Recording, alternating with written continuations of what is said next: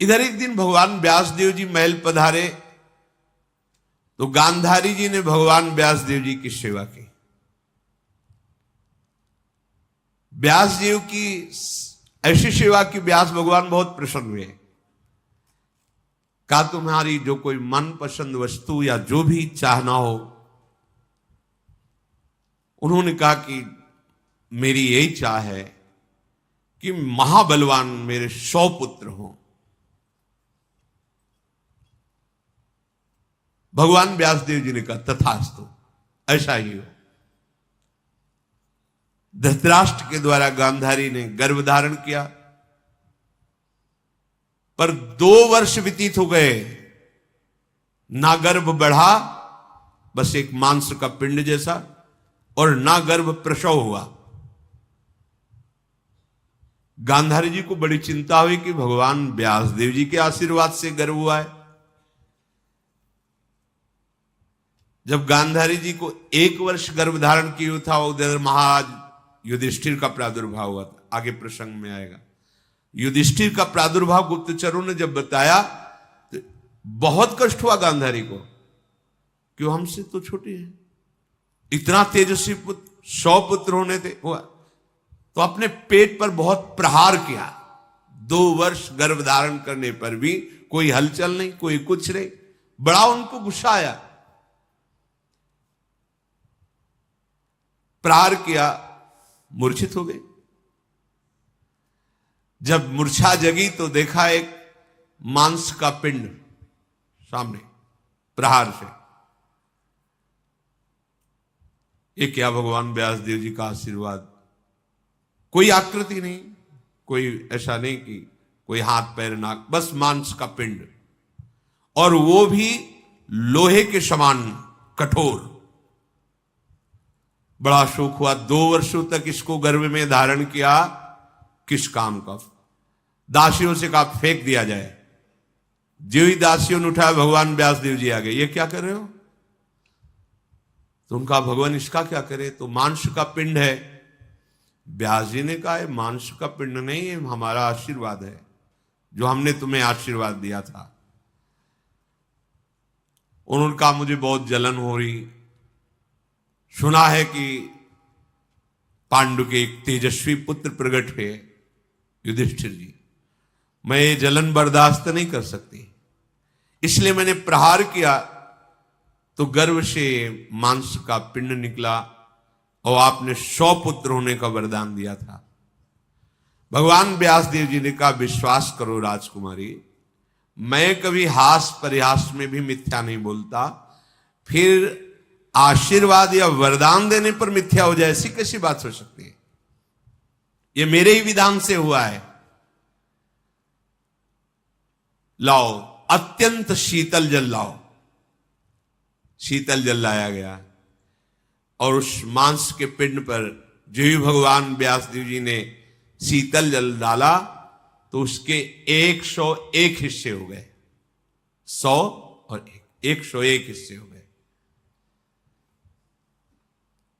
गांधारी को बड़ा आश्चर्य, बिना कुछ छेदन भेदन किए, और वो जैसे एक अंगुष्ठ प्रमाण ऐसे आकृति उसमें बालकों की सी झलकने लगी।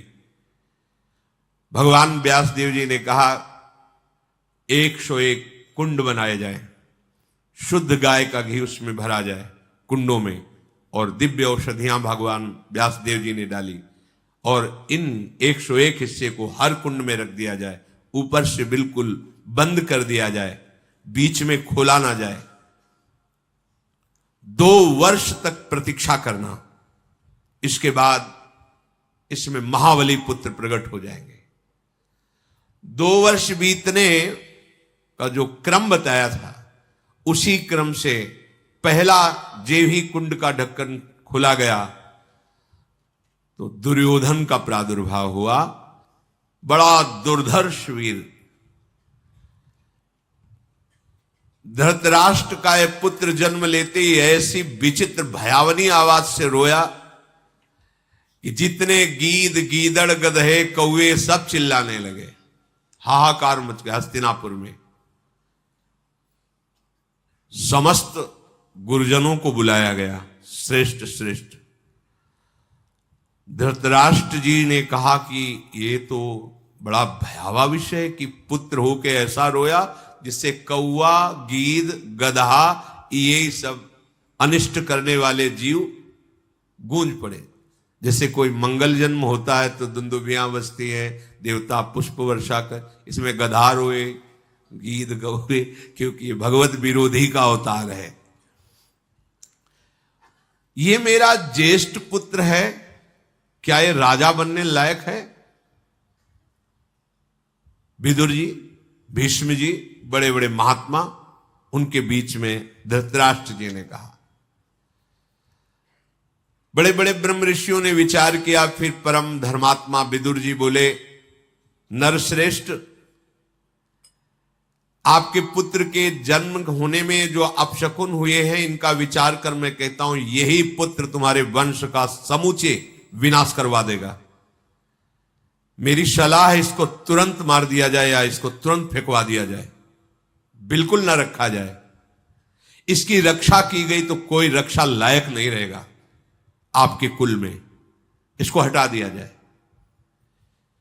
99 पुत्र आपके रहेंगे, बड़ा पुत्र आप इसको नष्ट करवा दीजिए।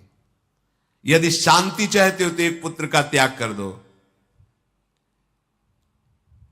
हम नीति को जानते हैं, अगर एक पुत्र के द्वारा पूरे कुल का नाश हो रहा हो तो उस पुत्र को त्याग देना चाहिए। नीति कहती है समूचे कुल का नाश ठीक नहीं है। अगर एक गांव में एक कुल ऐसा हो जो पूरे गांव को नष्ट कर रहा हो तो उसको गांव से निकाल देना चाहिए। अगर देश का पूरा नाश कर रहा हो एक गांव तो उसको नष्ट कर देना चाहिए, ऐसी राजनीति कहती है। धृतराष्ट्र ने कहा यह सलाह हमारे को अच्छी नहीं लगी, पहला ही पुत्र तुम कह रहे हो त्याग दो।